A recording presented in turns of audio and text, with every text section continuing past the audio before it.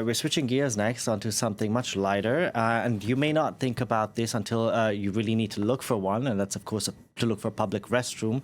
Today, we're talking about their societal importance here in France with Solange Mougin. Solange, finding one in Paris when you really need to go is not that easy, is it? It really isn't, and we've all been in that situation of desperately searching for a place to relieve oneself.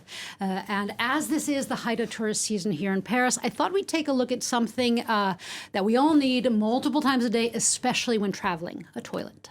Public bathrooms not only have a rich history, but they also provide a bird's eye view into human rights, inequality between people, between countries, between genders. But before we get into all of that, let's talk about Paris, because public restrooms here, well, they've gone through major changes and many different names as well over the years. Today, toilets go by a slew of terms in French: toilette, sanitaire, water closet, which is pronounced les WC and not les WC in French. Then there's trône or throne, lieu d'aisance, or place to be at ease, the rather vulgar chiotte, and the rather cute and kiddish petit coin, as well as a bunch of other terms and expressions like there where the king goes alone.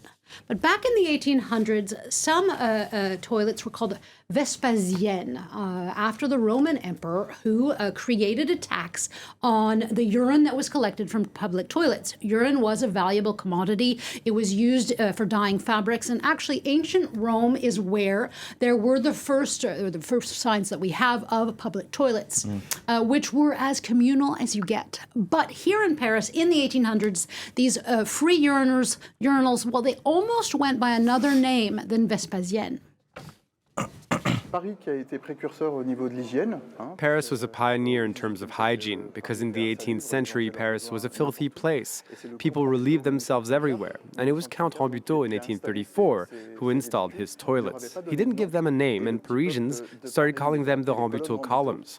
So right away he wanted that to stop, and that's how they got their name Vespasienne. There were these urinals on all the major boulevards, like every 200 meters, and on both sides of the sidewalk. They were truly a big attraction in the 19th century. Architects competed to make them more and more beautiful. Now, it's important to note that these urinals were only for men, designed by men, for men. Eventually, there were a few women's bathrooms, like the beautiful Art Deco one under the Madeleine. Built in 1905, this public toilet was underground, which was actually a growing trend at the time, like in London, as urban space had become limited. You can actually use the Madeleine lavatory today. It costs €2, which is a bit pricey, but it is definitely worth a visit just for the architecture. And also, it's a lot less than peeing illegally on the street, because if you are caught doing so, well, the fine can cost you quite a bit. Now, public toilets in Paris are generally free, aren't they? Yeah, some are and some aren't. There are thought to be around 700 public restrooms in the city of Paris, and the City Hall site has a map of them. There's also a wide range of apps to find them.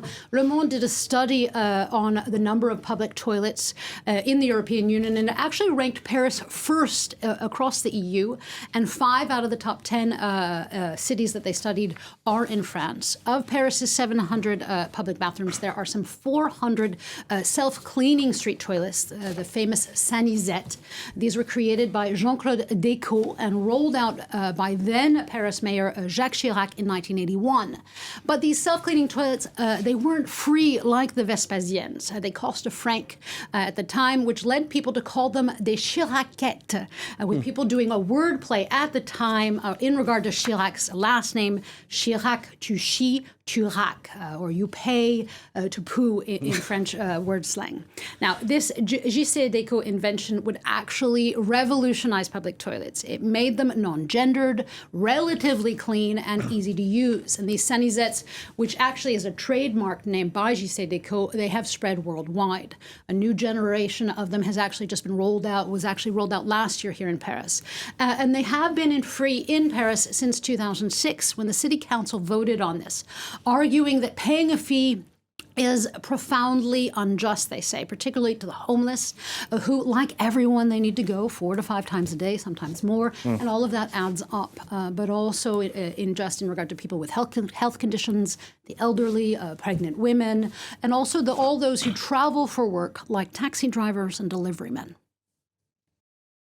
90% of the time I need to go back home for my needs because it's only clean there. Difficult to use the toilet now because we have to long queue.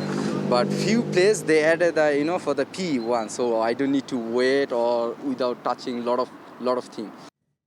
So the Sanisettes are now free here in Paris, but that doesn't mean all public toilets are. The train station ones actually were leased to a company with quite controversial business practices and high prices. And according to a sociologist who specializes in public toilets, it's thought that Paris's upkeep costs come in at around 11 million euros a year. But at the same time, not having them would have a certain cleanup cost, as well as does public urination in the streets today. So for many, this is a public service that municipalities should take on for the benefit of all, and one that they should do better. According to a poll, 6 out of 10 French people say that public toilets are not clean enough. I haven't seen this red one behind you, but anyways, Solange, access to a toilet or lack thereof are indicators to all sorts of injustices that exist, right? Yeah, and it's a global issue. According to the World Health Organization, 3.6 billion people, or nearly half of the world's population, do not have a safely managed sanitation service, or a toilet that's not shared with other households, or one that is connected to a functioning sewer. That can have major health consequences. Think of cholera, for example. Then there's the environmental impact. An average toilet uses some 9 liters of water. So in places with drought, this is increasingly a problem, and there is a need to revolutionize how we do our business so it is not so bad for the environment. Then there's also an entire gender inequality problem. The lack of safe, clean restrooms in schools is one of the reasons that girls in some countries, they no longer go to school once they begin menstruating. Bathrooms are also at the heart of a trans debate and have been for many years. Also, wait times and long lines for women's bathrooms is a very common headache. According to The Guardian, in an article from a few years ago, the wait time for a woman is on average 6 minutes, while for men it's just 11 seconds in public restrooms. And the article actually discusses a study that shows that if you made public bathrooms gender neutral, those wait times would, by simple architecture, drop drastically. But for now, many of us, we're not used to that, at least in public spaces and in workplaces, with French law requiring there to be gender-separate bathrooms, at least 2 of them per gender, for companies with over 20 employees. As for public toilets, there's no specific French law on the need to provide them, but some cities are experimenting with sort of creating incentives for bars and restaurants to let the public in, as access to sanitation is a human right and a great public service for something that we all do. Yeah, the line at the men's is always much shorter. So yeah, you can think of going into the men's bathroom next time. Maybe. Yeah, exactly. Cheat. Thank you very much for that, Solange Mougin there. That's it for me. Thank you very much for watching.